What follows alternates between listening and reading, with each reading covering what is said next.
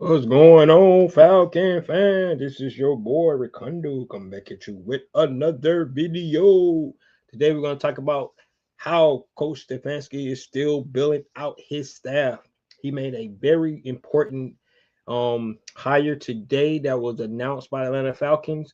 Also, like I said yesterday, kind of bittersweet because we're going to also be losing another good coach that the Atlanta Falcons had on that team. Also, there are some more key positions that need to be hired, two in particular.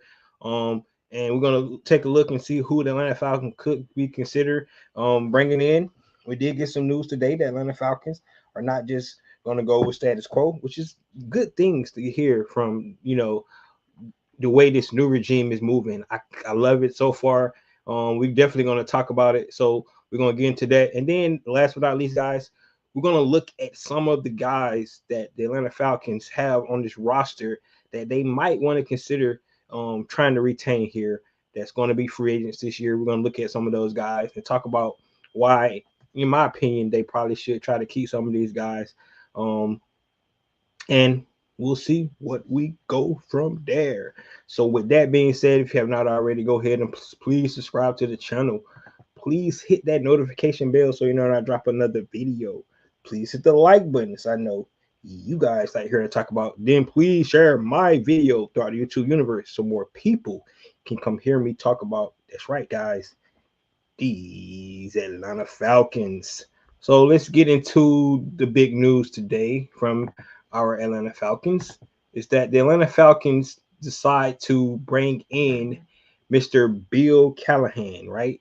Um, Now this guy has been in football for over 4 decades, guys, 4 decades, and his resume is. I'm gonna just tell you how it is. It's really impressive, right? It just I like the way his resume reads out, and I understand why when when you get a veteran coach like Kevin Stefanski come in, when you ask him about building the staff, it's about relationships you build over time, and somebody you can bring in that has the pedigree that you're looking for, but also somebody you can trust to help you, get a new organization off to the start that you want to get it off to. So bringing in Bill Callahan, like I said, over 4 decades, he started out as a O line coach with the Eagles, right? Um, and that's lasted for a while. Before after that, he actually went to the the the Oakland Raiders. Got to get it right. He went to the Oakland Raiders. What's going on, Dante? What's up, man? What's up? What's up? Went to the Oakland Raiders. So when you go to the Oakland Raiders, guys, he was the O line coach. He was the offensive coordinator, and he was the head coach. All that span while he was there. Also during that time in 2002, guys, I know you guys probably don't remember this, but he actually went to the Super Bowl. He was one of four first time head coaches to actually take their team to the Super Bowl. Of course, we know who that Super Bowl was against, and it's kind of ironic because like the kind of coaches, John Gruden went over there, and you guys remember that trade, right? So, of course, that was Tony Dungy's team. We're not going to let nobody forget about that being Tony Dungy's team, but you know, um, during that time, he had think about it. He was the O line coach, the OC, and a head coach. And like I said, the first time as a head coach had took as one of four coaches to take their guys to the Super Bowl in their first time. That's impressive in itself, right? So go from the Eagles to the Oakland Raiders, right? Then guys, he leave the NFL after that run with the Oakland Raiders and goes to Nebraska, right? He was the head coach for Nebraska, and he gets them to a Big 12 championship, which they hadn't done since 1999. So that was in 2006. So he resurrected that program, um, and took the Nebraska Huskers to a Big 12 championship, right? Um, then I guess you know job done there. Well, job. He goes back to the NFL where he become a assistant O line coach to the New York Jets. Once he was at the New York Jets, um, 2 years in a row, guys. 2 years in a row. He had three all pro bowlers, offensive linemen, 3 years in a row. The second year, they actually led the league in rushing with over 2,700 yards, right?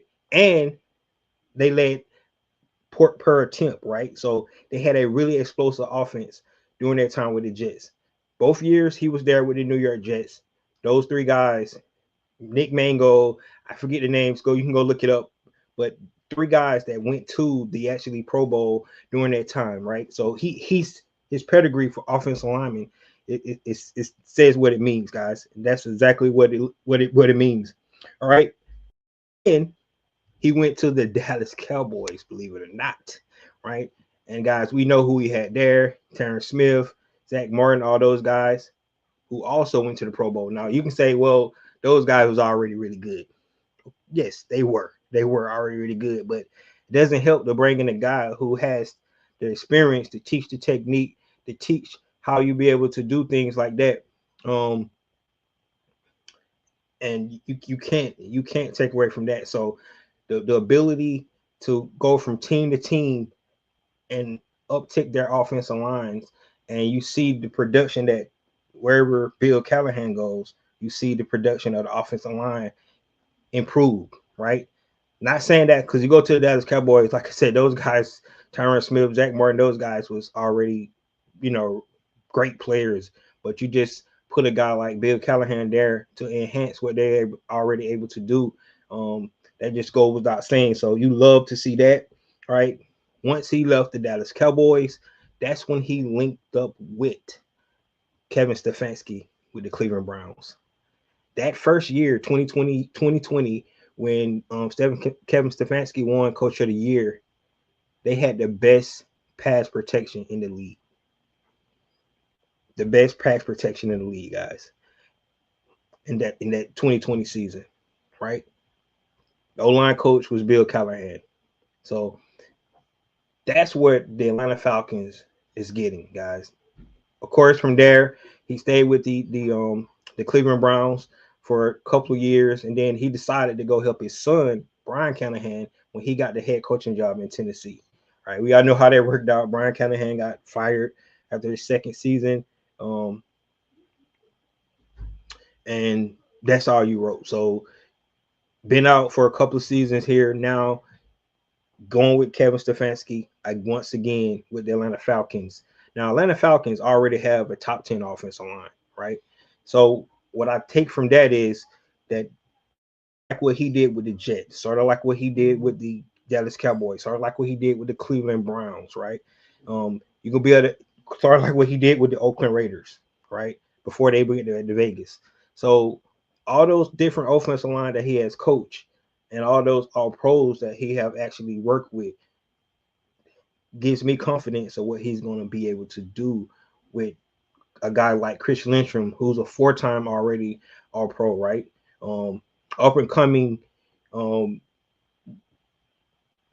left guard and and Matthew Bergeron. Had to get my side to side right. But the left guard of Matthew Bergeron, consistent pro in Jake Matthews, who's pretty much an Iron Man for the Atlanta Falcons at left tackle, and then bringing back Caleb McGarrett, who's probably one of the best run blockers, in the NFL, right? And if he could work with Caleb McGarrett to get his pass blocking up, man, this offensive line can really, really be special. Now, Ryan Newsel, first time, full starter for the season in at center position. You know, that guy is probably what we hear from the offensive line is probably one of the most athletic offensive linemen that the Atlanta Falcons have, right? And either they want to bolster up, somewhere in the offensive line they can take, the tools that Ron Newsel got, even make them even better. But this right here is one of the best hires because of his head coaching experience, because he's been around in football for like 4 decades. This is somebody that can really Kevin Stefanski can right help him maneuver through. Like I said, the start of the show was somebody that can help you get a franchise off. Right, that's what you want, right? Somebody that you can trust, somebody you know is going to hold the people on an offense accountable because he's done it. He's been there. He know what it looks like to get to a Super Bowl. He had all pros that he has coached, so he understands the technique. He understands what it's going to take. And man, when you look at what the Atlanta Falcons had and Dwayne Leffert, right, who mostly I know all the offensive linemen respected him, a guy that was with two coaching staff because he, ran the offensive line so well. They had the Atlanta Falcons in the top 5 rushing for since 2021, right? That's what we're actually losing in Dwayne Leffert. But I can honestly say that I think the Atlanta Falcons actually made an upgrade at this position, bringing in Bill Callahan, right?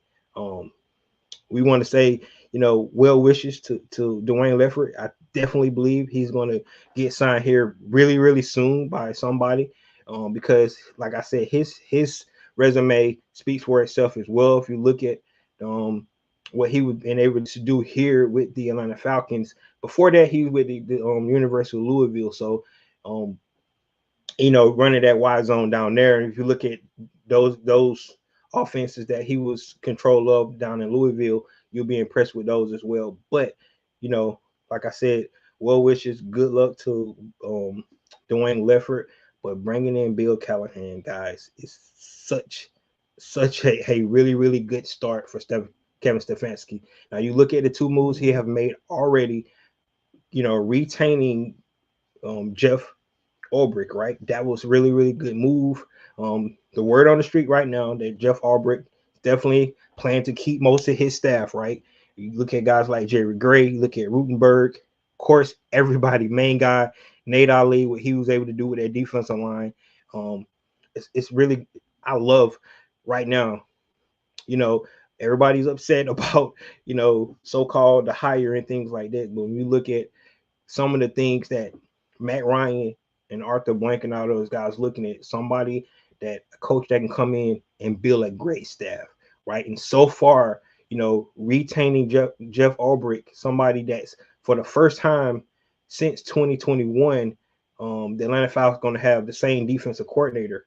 So you start to keep some stability there, so these young guys can stand in the same defense for back-to-back years that they haven't done. Guys like, Army Ebiketie, who we probably don't want to retain, but Army Ebiketie has never been in the same defense his whole time. Jesse Bates, since he been here, has never been in the same defense. Caden Ellis got here, never been in the same defense. Zach Harrison, never been. So these guys finally will get an opportunity to actually, when they get here to OTAs, they get the mini camp, they get the training camp, it's like, refining what they was able to do last year.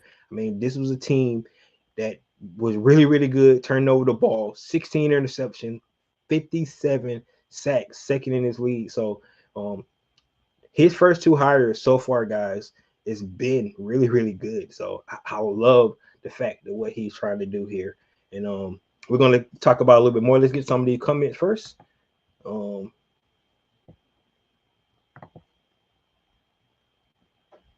Kondo, he has a decent in every level, definitely a hell of a O-line coach. Yes, he is. Like I said, his resume it speaks for itself. Those 3 rookies the Jets took that year, Ferguson included. Yes, Ferguson, Mango, and I forget the third one, but those guys, man, lights out. Lights out. And he says, now you see the trend. Stefanski always going to keep O-line, D-line, and primary focus. Everything else will work itself out. That's true. Well, everybody always says that, NFL football started in the trenches, right? That goes without saying. You still need people to score, though. But it does start in the trenches, 100%, 100%.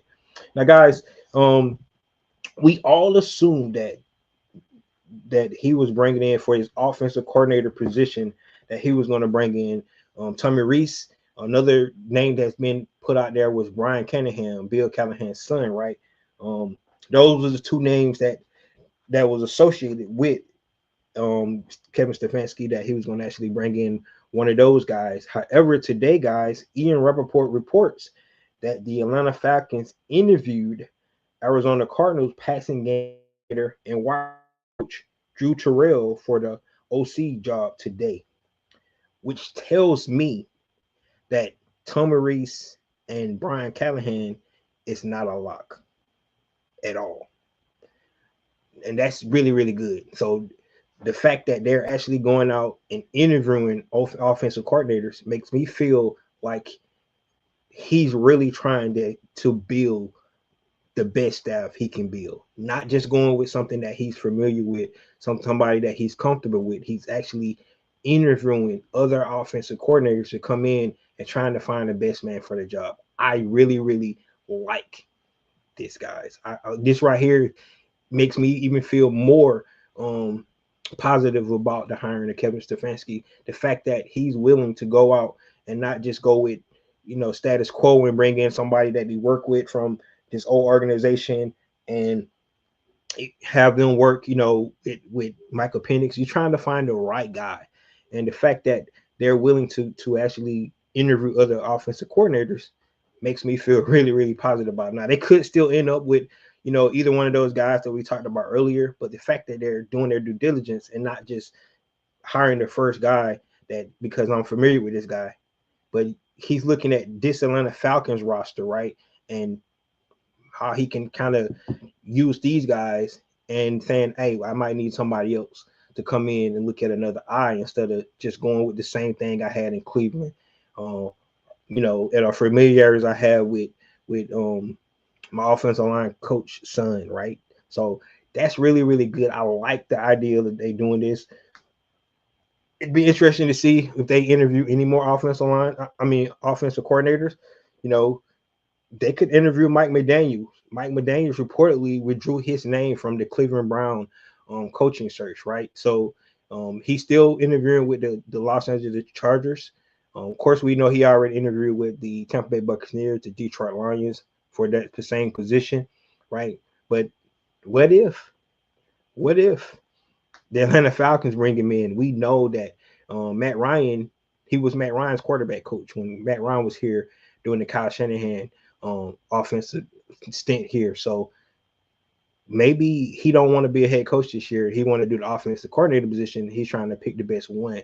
So what if they decide to bring him in for an interview as well, and he sit out for a year to be offensive coordinator, to improve his stock for a head coach for the next hiring cycle. That could definitely be a case, right? I haven't heard anything about Mike McDaniel's interviewing for the offensive coordinator job, but like I said, if they're willing to interview this guy here from Arizona, why not expand the search for offensive coordinators and try to get somebody else in? So that's what we like to see. I love it, guys. I really do. I really do. Also, the other position that they still need to hire is the special teams coordinator spot. Now we know, and you can look this up, the Atlanta Falcons was the worst special team group in the league, man. They just were. And the statistic shows it. With between the missed field goals, the blocked field goals, the kickoff and punt coverage, and the kickoff and punt return, they was the worst. And honestly, special teams contributed to probably 3 losses for this Atlanta Falcons team this year, which means we wouldn't even be in this spot right now today if those 3 losses wouldn't happen, probably because Raheem Morris will still be coach. So that's how detrimental special teams is. And most people, when they think about special teams, they think it's just, an afterthought, right? A gimmick or something like that, right? I remember when Kirby Smart didn't take special teams that serious, right? And you can look at some of the miswalks that he had, right? Special teams is one of the most important, phases of football. And if you look at what happened so far in these playoffs, um, you look at a lot of games this season, especially for the Atlanta Falcons, you see how important special teams are. So it's important to find a really, really good special teams coach. Now, of course, they mentioned his old special team coach from the Cleveland Browns, but if you go look at Cleveland special teams, they're at the bottom of the lead as well. So do you really want to bring in that special teams coordinator with I think they was like Atlanta Falcons was last, and I think the Cleveland Brown was like third from last. So, like I said, don't go with status quo just because you're comfortable and you know it. Try to get the best special team coordinator that's out there. That should be your focus. So hopefully he's doing his due diligence. That we haven't heard anything about a special teams coordinator. We haven't even heard that he was going to bring the guy from Cleveland. So we'll definitely have to see and wait. I do anticipate before his interview on next Tuesday, he'll probably be established his coaching staff by then, so he'll have all those guys in place. But we do know that we can see that he's working. They're doing interviews. They're really trying to build this team the right way. This is a whole new regime, right? It just is. We have to forget about what the Atlanta Falcons been doing in the past, right? Because this is a new, right? Only things there that's different. I mean, it's the same as the corner, right? And that's not going to change. But you do have a new president of football. The GM is not even in place yet. You got Greg Beadle, who's really taking a another role as being the CEO of the team, right?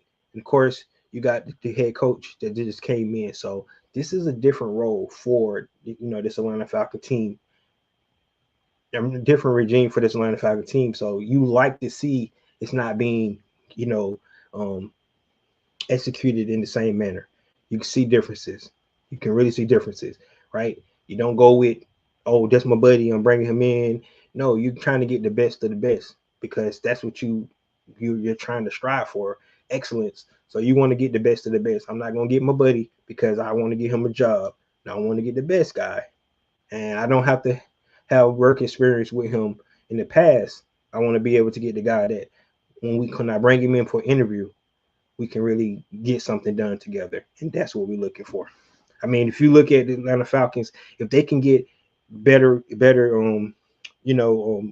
kickoff return yards and punt return yards, that would be beautiful, right? You look at some of these teams, right? That's some of their specialties, right? You look at what Seattle did. They went and got Shaheed. First play of the divisional round, what happened? He runs it all the way back for a touchdown. Game changer. That's what you need. Something like that, right? That's what I'm talking about, special teams, man. Go back to the Super Bowl, Chicago against Indianapolis. I know you guys remember that. Peyton Manning first Super Bowl. What's the first play? Touchdown by Devin Hester. You guys remember that? Uh-oh.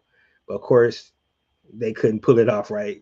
The Indianapolis coach was able to do. But man, momentum changes. Momentum changes. I still remember, and I'm gonna tell the story because I always like telling stories. You guys know that.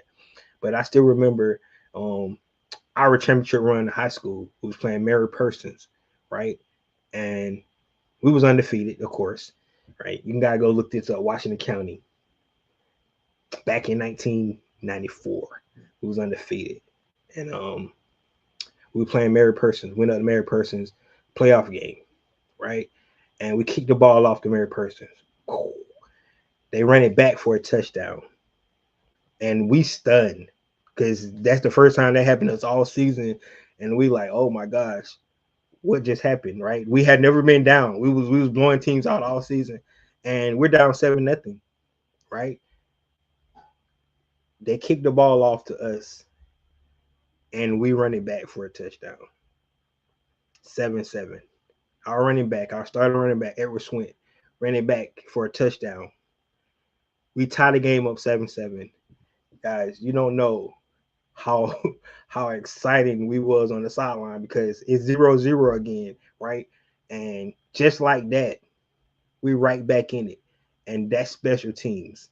That's what I mean by special teams. Special teams, they are momentum changers, man. Block punts, muff kicks, um, you know, like I said, big return yards. Those are, pinning your guy at the 1 yard, pinning the other team at the 1 yard line, inside the 5 yard line. Those are momentums for on special teams. But I still remember that game like it was yesterday. Like I said, they ran it back for a touchdown. We was like stunned, like, oh shit, these guys serious. Then we take it and run it right back for a touchdown, 7-7, and then we blew them out today. So, but guys, and see, I can tell you that story. You can go look it up. 1994, Washington County Golden Hawks. We played Mary Persons, and we beat them. So let's go. Let's look at some more comments here. Kevin Stefanski trying to get a dream team coaching staff. I know, man. I like it. Like I said, I like the not being so, freaking fast with it. I like them taking the time going through the process. Like I said, it's a new regime, so I like it. Right? Everybody want to talk about the hire Kevin Stefanski, but they took their time. They went through a process, and they really let it come to them, and they got the guy they wanted. So you like that. Eddie says another point to your truth, Recondo. Just a little blogger that I'm hearing is that Reese is still his favorite to land the OC, but looking at other potential coaches to have the role. Yep. That's what I like, man. I love it. I love it. Right. And like I said, Tommy Reese might still end up being the OC, but just the fact that they're doing their due diligence is what I like to see. Like you said, he wants teachers and developers maximize all player potential of his football style. Now, that's how second coach supposed to do it. Yeah, man. You're right. That's how they're supposed to get it done. What's up?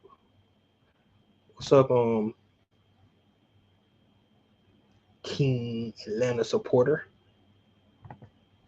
What I'm saying, Drew Terrell is a good teacher. If he's willing to accept a particular role, just take a look at how Brissett played this year. Yes, he played really good, right?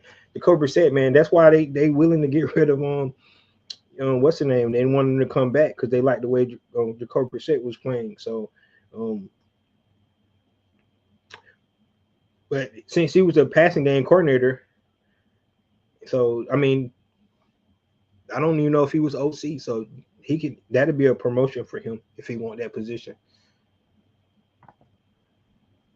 1A high school, get out of here, man. We was not 1A. We was not 1A. You better get your. We were not 1A. Get your facts straight. And I don't care what you say. We would have beat 4A back then. We would have beat Lowndes County. We would have beat Colquitt County. We would have beat LaGrange. We would have whooped all those schools that year.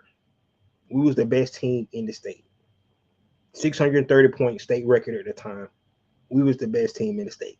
So I don't care 1A, 2A, 3A, and it was just only 4A back then. Back then it wasn't no 5A, 6A, 7A. They got like 7A now, I think. But we would have beat everybody in the state that year. I promise you. We was just that good. We was just that good. I'm telling you, we was just that good. Go look it up. Now, like I said, we had the state record for points that year, but I'm pretty sure that I think that record got broken. I think it might have got broken by some of our later teams. Who should be the general manager? It's a great question, man, because by now we thought we knew who the general manager is going to be.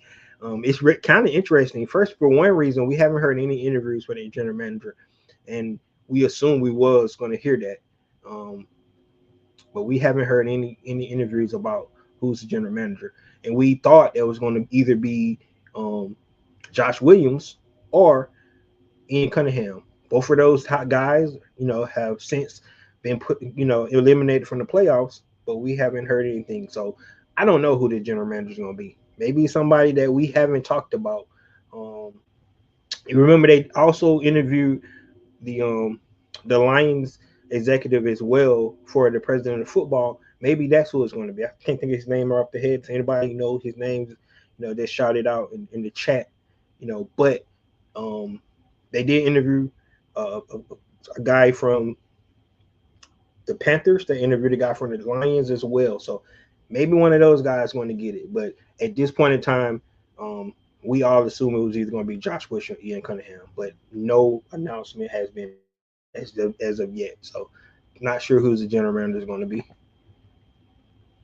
I played against married person in high school. That's what I'm talking about. They were sorry one day. I know. I know they were sorry. Yeah, man. But anyway, guys, that I I like this coaching staff, man. I really do. I really do. I like what they're trying to bring to the table. Um, it's not finished yet. It's not a finished product. Let's see how it all settles. And at the end of the day, we might get the special team coordinator from Cleveland. Might get Tommy Reese from Cleveland. So just bringing in those old guys, that could be the case.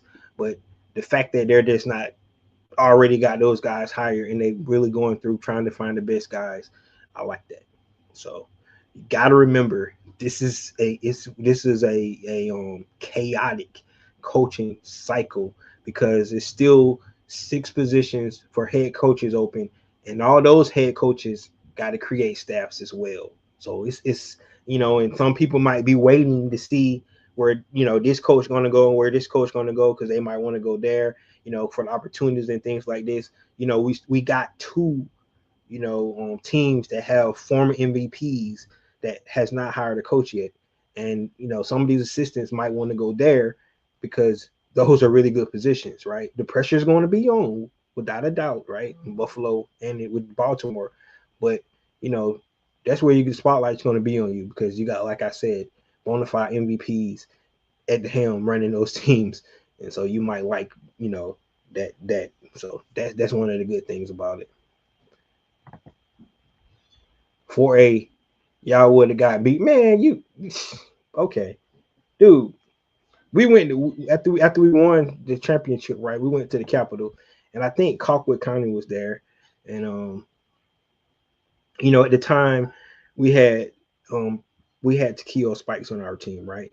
All American that went to Auburn, um, and they did the whole speech, and it was like, he's the best player in the state of Georgia. And then the Colquitt County coach got up and said, well, Coach Tumlin might have the best player in Georgia, but we got the best team in Georgia. And we was like, man, let's play. I wish we could have played. I wish they would have did that back in the day. Let the 1A, 2A, 3A, 4A play each other, so we can get the bragging rights. Because we would have whooped anybody from down Southwest Georgia, Colquitt County, Lowndes County, Valdosta. I know we heard about Valdosta back in the day. We heard about Lowndes County back in the day. Colquitt, we heard about all those teams, how good they were. But they would have got mollywhopped by the Washington County Golden Hawks in 1994. I'm just saying. Just saying, man. I know Dante, if Dante still on in the chat because he was in here earlier, he can co-sign because Dante was on that team. And he'll tell you how good Washington County Golden Hawks was. So I'm just telling you, man. Just telling you. Just saying, them Bearcats always had the number 1D. Not better than ours. Not better than ours. Yeah. Keo, man. Keo was he was something, man. I still remember our state championship game. Keo was he was like he can do shit on defense. So all those he was just out there, man. He didn't play bad. He didn't do nothing, but it was crazy. That go Dante. Tell him, dog. Tell him about Washington County, dude. Just tell him how good we were. They disrespecting us, man. Dante, you remember that married person game, dude? I didn't know the Falcons' new offensive line coach was Dallas O-line coach for that great line. Yes, he was. Yes, he was.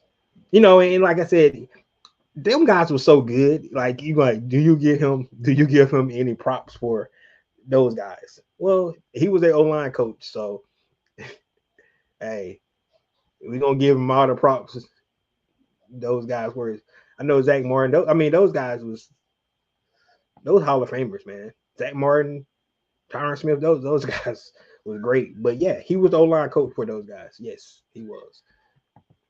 Lady says we lost 4A state championship that year, all because they warped the field and result. See, excuses, bro. Excuses. We could have played it in on gravel.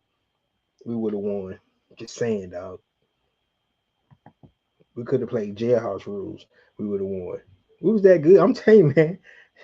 We had. I think we had one game where we won 28-7, and I think it was against. I forget who that was against. Was it Mitchell Baker? I can't remember.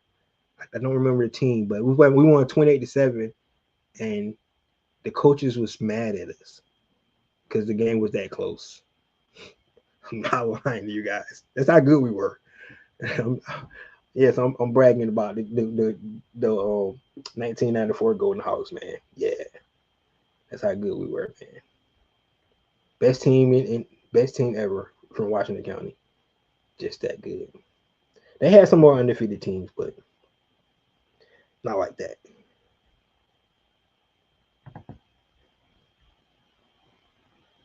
Washington was okay. Not that year. They didn't beat us that year. I can tell you that much. We went undefeated. All right. Last segment, guys. We're gonna talk about today is players the Atlanta Falcons should try to retain this. Try to retain. So we do have some free agents, and I'm not going to even go out all the free agents we got. I'm just going to ones that I think the Atlanta Falcons definitely need to look into trying to keep here, right? To help this team move forward, right? So we want to have them part of this new makeover that Atlanta Falcons going through. And the first guy that I'm gonna talk about, who actually I didn't even want back this year, to be honest with you, because the way he played in 2024, and that is the offer. I can honestly say I didn't expect the offer to be back. He played so bad in 2024 that to the point where I was like, man, not in 2023 he was decent. He played nickel for us and he was decent, but he had a bad 2024. And that could be contributed to Jimmy Lake, to be honest with you. I'm not sure, right? Because Jimmy Lake was the defensive coordinator, and maybe Jimmy Lake just didn't have the goods to get it done. But the fact that what D. Alfred was able to do this year, bounce back year, was really, really impressive. I mean, he played two positions. He played outside when AJ Terrell was out, and he made some huge plays during that time when AJ Terrell was out, with the hamstring. So he played outside. Then when Billy Bowman went down, he went back to nickel, right? Billy Bowman was having a really, really good rookie season, man. Billy Bowman would have been right up there with, Xavier Watts, James Pierce, and Jalen. He was having really that good of a season, right? I mean, he was really good coming off the edge. I mean, coming off the slot and blitzes. He was really, really good in coverage. I mean, Atlanta Falcons did a really good job. You got to tip your head off to Terry Fontenot and those guys, and that last regime for the draft they had in 2025. It was outstanding, man. It was really, really good. I mean it. All of the defensive players they drafted was impactful from the start, right? Unfortunately, Billy Bowman went down with the Achilles. We'll see how he returns. That's one of those injuries that you don't like, to get. But D. Offer came in, and the way D. Offer played was really good. You remember the big, huge interception that he got in the Thursday night football game against the Tampa Bay Buccaneers when Atlanta Falcons had a record 19 penalties and still won the game, and D. Offer put the game away with that interception on Baker Mayfield. right? Also, the huge interception he had to seal the game against the Aints at the end of the season, right? Those are two plays, but if you go back and watch his play throughout, when he had to fill in for the starters, either AJ Terrell or Billy Bowman, he played really well. He picked up right where Billy Bowman left off, being that slot blitzer, coming in, making big plays, getting tackled for losses. D. Alford, I think he earned another contract here with the Atlanta Falcons, and I think the Atlanta Falcons should consider retaining him.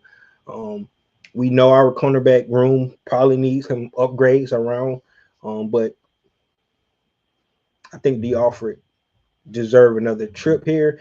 And the fact that Jeff Albrecht is being retained, I think he probably put a good word in for him. Of course, they got to get the dollar amount right there and stuff like that to bring him back. But D. Alford should definitely have opportunity to come back and be the with this team going to 2026. So he would be my first guy that the Atlanta Falcons should definitely um, bring back. You got to come in here. It says, should LeBron consider hiring Deion Sanders as their head coach? Nah, he's not going. He don't want to. He don't want to go to the pros. And I think I think Deion gonna have a pretty good year this year. I like what he's been doing in the transfer portal.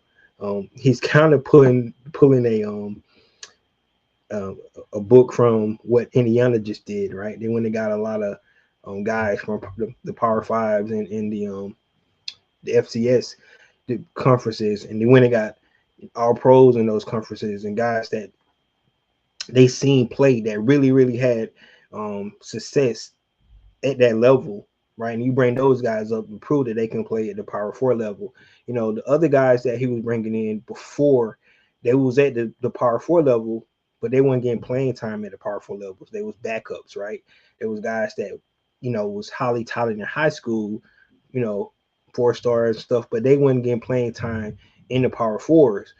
These guys that they brought in this year actually played a lot in the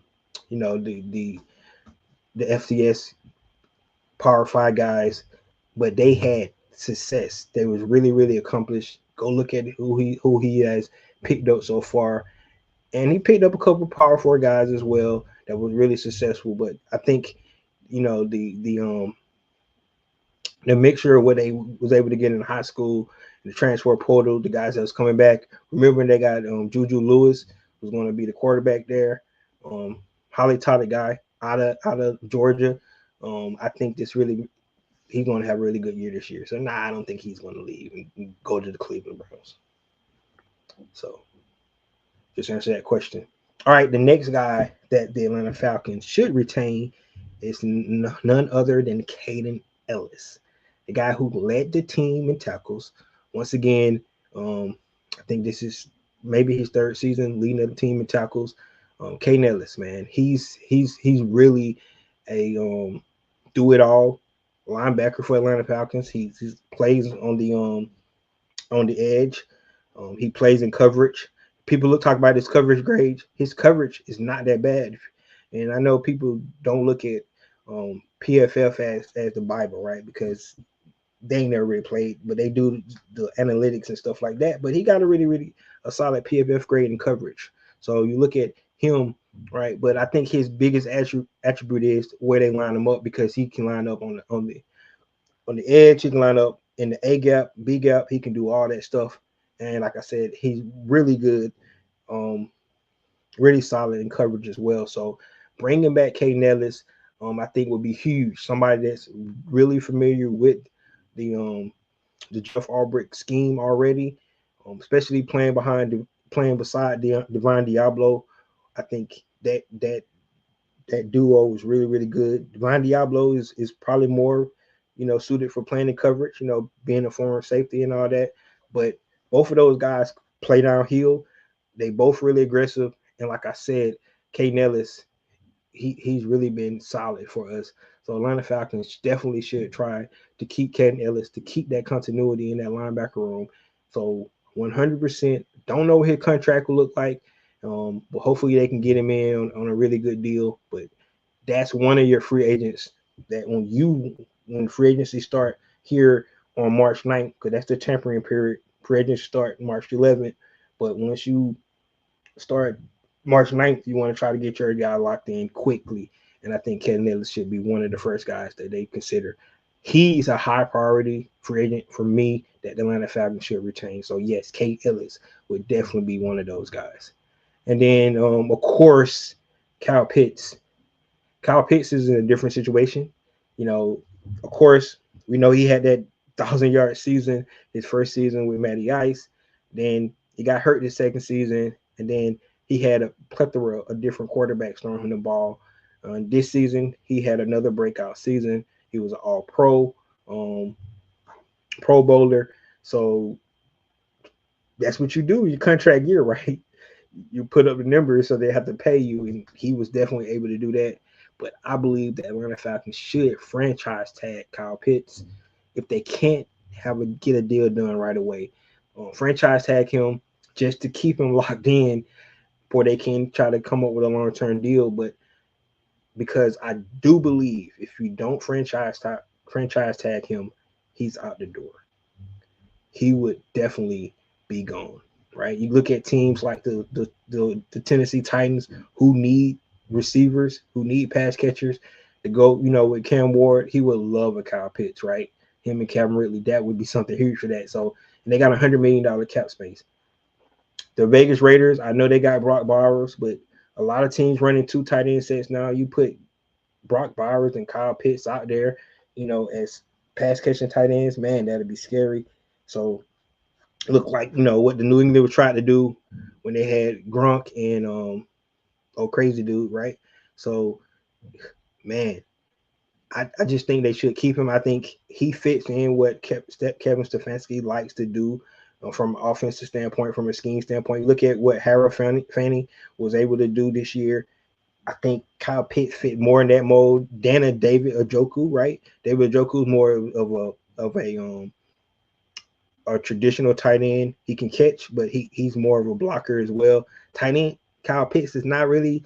He was working on his craft blocking. Don't get me wrong, but he's more of a pass catching tight end, but he is needed here on this team, especially when you look at the pass catchers that Atlanta Falcons have and the chemistry that he already had developed with Michael Penix. I think is huge. So I definitely think that they should retain Kyle Pitts. Let's see here. We got some more comments right here. We go to my honorable mention, guys. He said Trayvon Diggs is free to go get his struggling behind. Hey, man. Trayvon Diggs is a gambler. I like his aggressiveness. If he's 100% healthy, they should check him out, man, depending on what his dollar value would be. But I wouldn't mind having him on the opposite side of AJ Terrell. So if the money's right. He says, let's see what else. Eddie says, it's all about productivity. Players are now, regardless where they're playing, 100%. That is true. I'm going to get this one right here because I like this comment right here. Ricardo, what if Tyler leaves? The Falcons should bring in Nick Chubb. So let's go ahead and talk about Tyler Algier, right?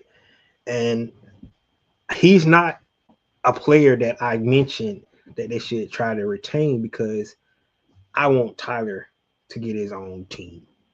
I think he deserves that. I think he's a number one back in this league. He proved that his first rookie season had over 1,000 yards. The first running back to have over 1,000 yards since Devontae Freeman. So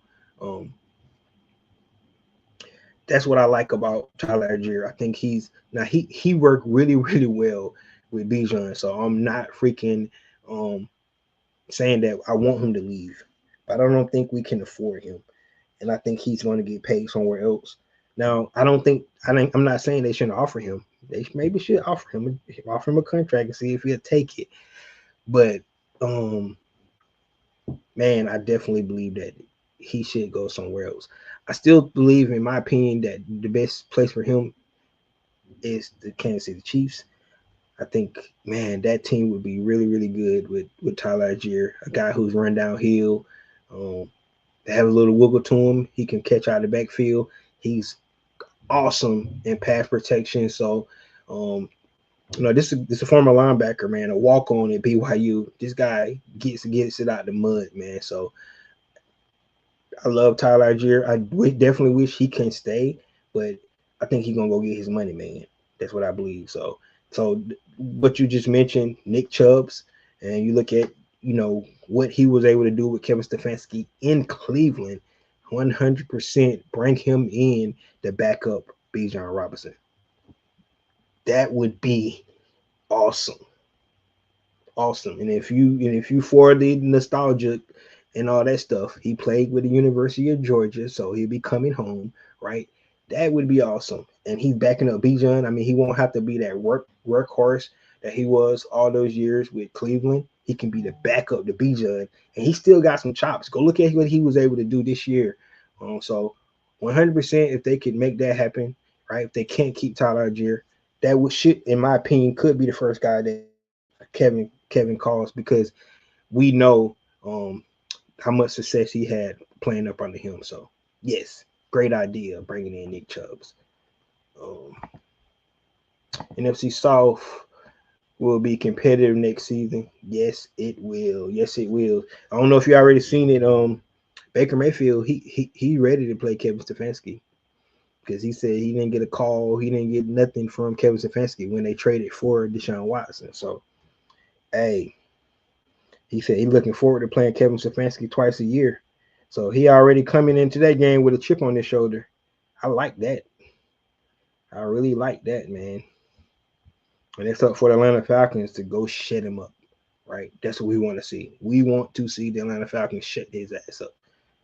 He already talking, man. We ain't started yet. Stop talking, Baker Mayfield. We know you that dog. I ain't got nothing yet. I like Baker.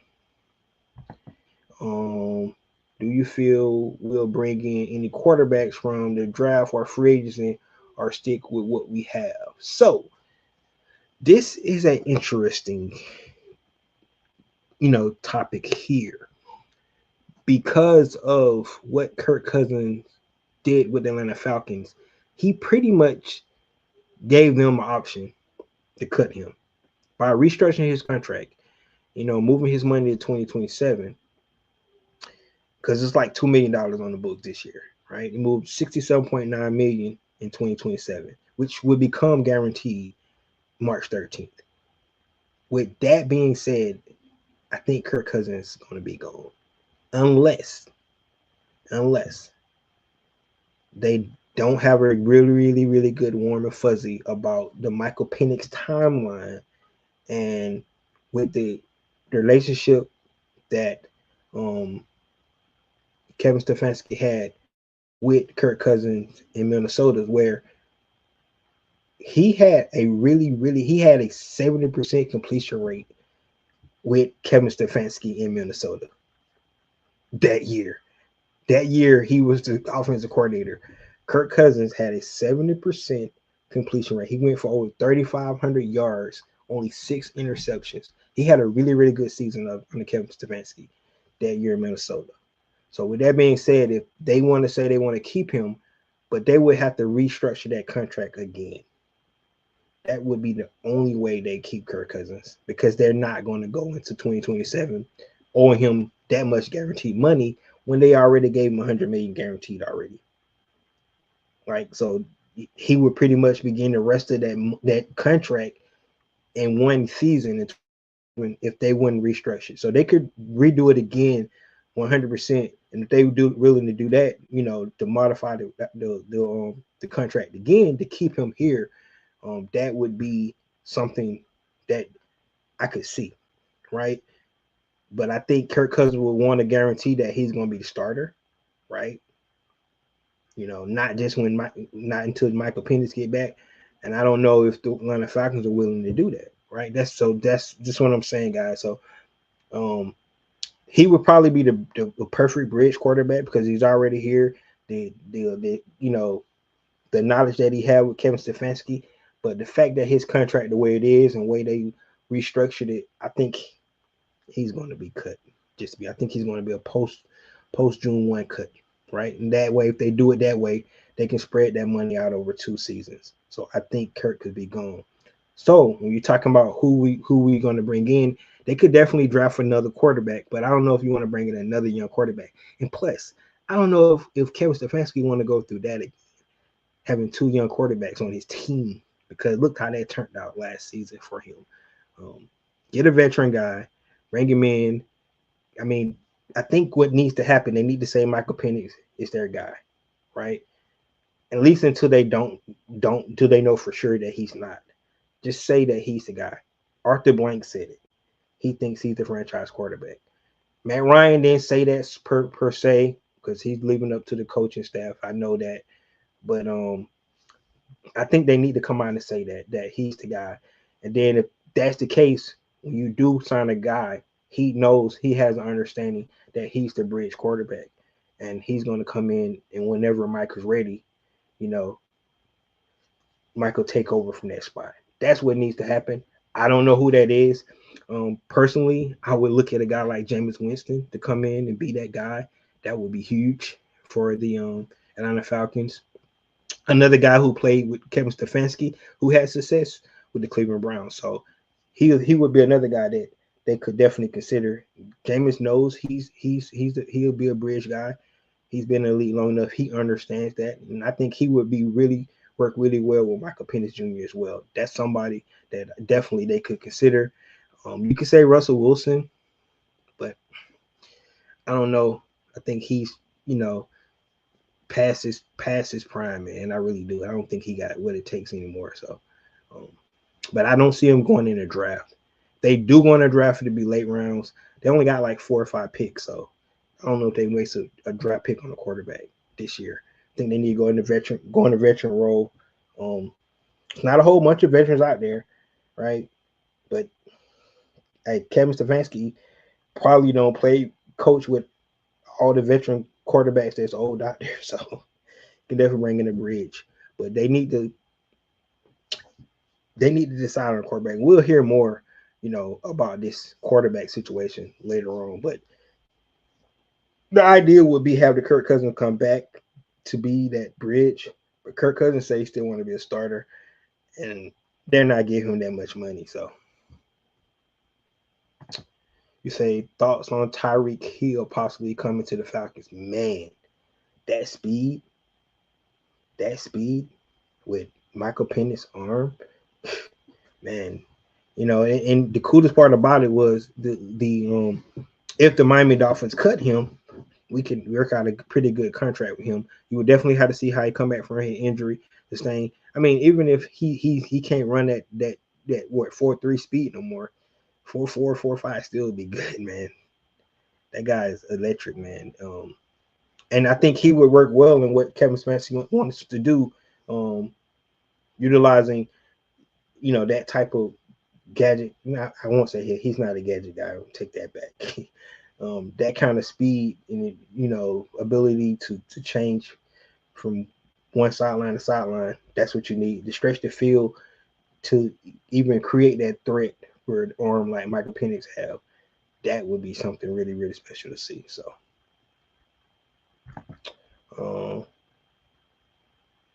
what do you want to do with Mooney? I think Mooney has one more year of his contract. If he had one more year coming, he'll be back. I haven't really dived into all our free agency yet. I just know guys that I know 100% of free agents, and that's the ones I talked about that I would want to retain. But I think Darnell Mooney had one more year in his contract, so he will be here if he does. Because our receiver room is not good at all. I think they need to look in. That's one of the positions that they really need to look at. They need to look at receivers and in the draft and free agency. But Darnell Mooney, I think, had one more year left on his contract. T. Terry said Recondo, that was 6 years ago. Kurt is old and is go. Yeah, I think Kurt needs to go. I'm just saying their mindset because Michael Penix might not be ready. We got to have a quarterback to fit into them, man. We got to have a quarterback for practice, right? For mini camp and all that stuff. We got to have a quarterback, right? We got to have a quarterback for OTAs, right? You got to remember these since he's a new coach, he's going to get an earlier date to start bringing guys in, but he can get them, acclimated to what he's like, what his routine and what he likes to do. So that's huge. So they need a quarterback. So it's got to be important to find out who they were. So that's the only reason I mentioned the Kurt situation because of that, because it's a known commodity. But I'd rather for them to go in a different direction. And I don't think unless they restructure that contract again. Well, I know they're not going to pay him that 67.9 million. He's 38. They're not doing that. That'll be cap malpractice. And I definitely say the Falcons don't know what the hell they're doing. They need to bring Raheem and Terry back if they decide to keep him and have $67.9 million on the book for next year. That would be insane. That would be insane. Eddie says Tyree won't be ready until mid-season at earliest. That means we can get him for cheap. He's a Georgia boy, I think. Yes, he is. Wait, where Tyree grew up at? I don't know his background. They getting Geno Smith once he's waived or Teddy Bridgewater. Man, be quiet. See you put out. I can man. Geno Smith is not bad. He's a good bridge quarterback. I wouldn't want him as my starter, but being a bridge guy, I think he would be good. I think the one reason because the way Kevin Stefanski coaches, and if you watch, he don't ask his quarterback to be Superman. He wants them to manage the game, protect the football, and make those timely throws. And I think Geno Smith can do that. Teddy Bridgewater, I think, is past his prime. I think he need to go ahead and call it quits. But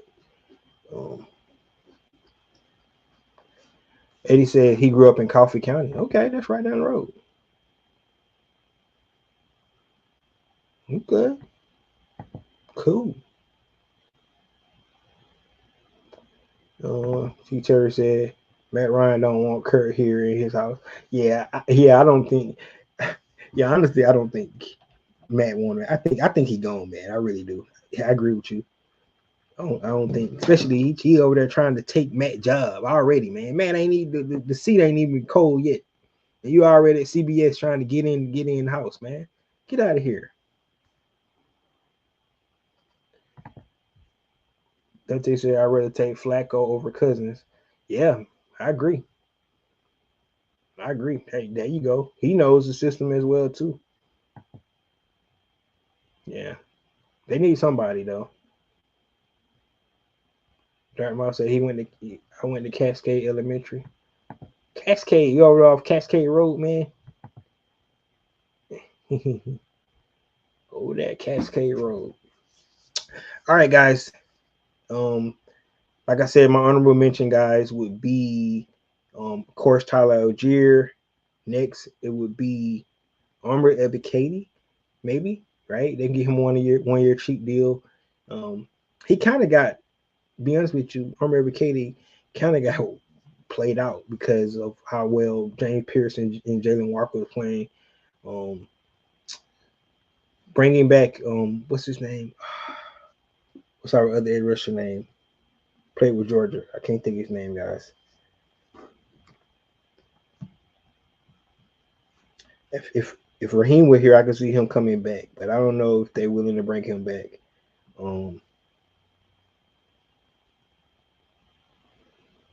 Because he's a little older in the tooth.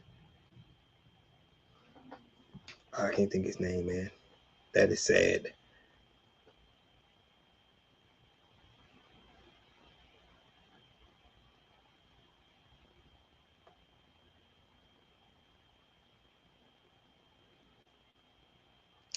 Think about the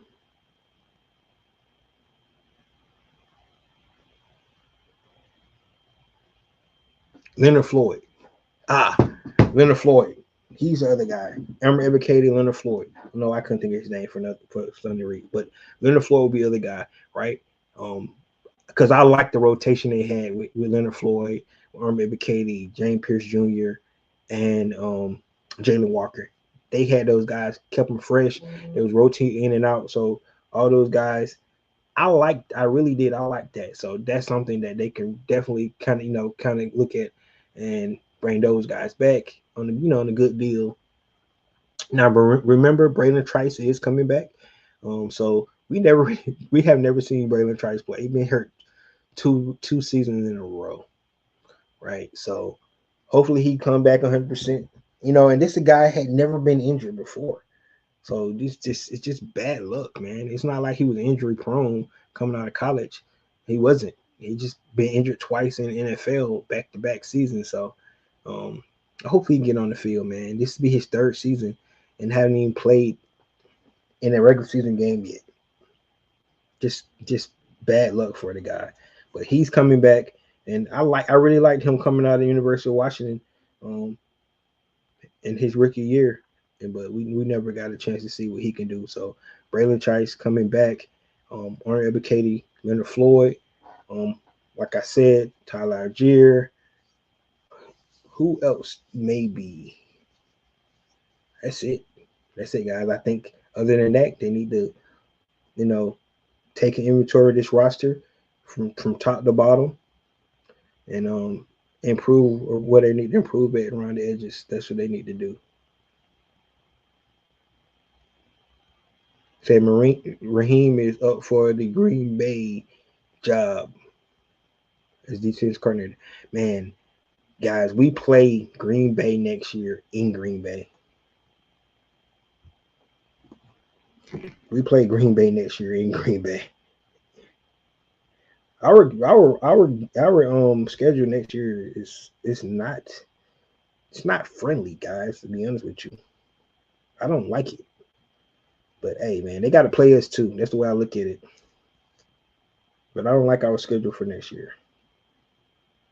It's not a friendly schedule for the Atlanta Falcons. We play the AFC North and the NFC North, right? And we play the Cleveland Browns in Cleveland. We play the Green Bay Packers play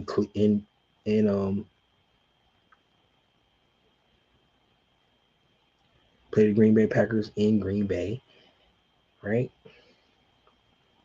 So our home opponents next year, the Chicago Bears, the Detroit Lions, the Baltimore Ravens, the Cincinnati Bengals, the San Francisco 49ers, and the Kansas City Chiefs. That is the Atlanta Falcons home game next year. Wow. Away games. The Green Bay Packers, and I'm not talking about our division opponents because we play those guys away, right? The Green Bay Packers, the Minnesota Vikings, the Cleveland Browns, the Pittsburgh Steelers. Man, we play the Commanders every year. Why we play the Commanders every year for? That's crazy. Man, that is a tough schedule, man. This is a tough schedule. This is tough. I don't care nobody says this. Man. Woo. That's nasty. So we need to be ready next year. We really do, man. That's crazy. Says Falcon was talking about bringing that big nose tackle from Cleveland. They do, because we got to stop the run, man. We definitely got to stop the run. We know the Carolina Panthers want to run on us. We talk about teams in our division. All those teams want to run on us. It's interesting because the Cleveland Browns and the Pittsburgh Steelers and the Baltimore Ravens, we don't even know who their coach is going to be, right? We don't even know their coaches.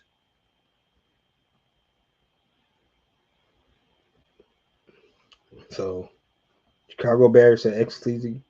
Grady Jarrett comes back home, right? We get to see Grady Jarrett and Drew Dahlman. Both of those guys will be here next year, at the Mercedes-Benz Stadium. This is going to be 2026 is going to be interesting, to say the least, because these games are not easy.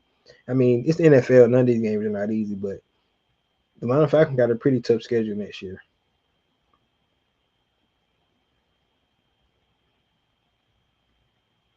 They play 1, 2, 3, 4, 5, 6. They play 6 teams next year that was under 500. The rest of the team was above 500. So they played 6 teams next year that was below 500. Everybody else was above. So this is a tough schedule for Atlanta Falcons. They need to get ready to be ready to roll. That's why they need to identify that quarterback position and make sure they ready to go. But yes, that no tackle out of Cleveland, he's a free agent. Definitely has familiarity with with Kevin. So that would be cool to bring them in. But guys, there you have it, man. Like I said, you know, Kevin Stefanski is billing this coaching staff like we hoped he would. He's not just going out hiring all his buddies, thinking that you know status quo, because whatever he had in Cleveland, it wasn't good enough, right? Because they would have won more games, especially the last 2 seasons. So you need to switch it up a little bit and change some things around. And you like to see that he's doing that. Um, at least doing their due diligence. Like I said, you might end up with Tommy Reese at the end of the day, but bringing in guys, for interviews is what you like to see. So kudos to him on that. Um, Hopefully we can decide about, these free agents guys that we're going to retain. That's the first thing you do. You look at your own free agents first, see if you want to retain any of those guys. Jeff Albrecht is probably going to have some say, especially on the defensive side of the ball, who they might want to retain.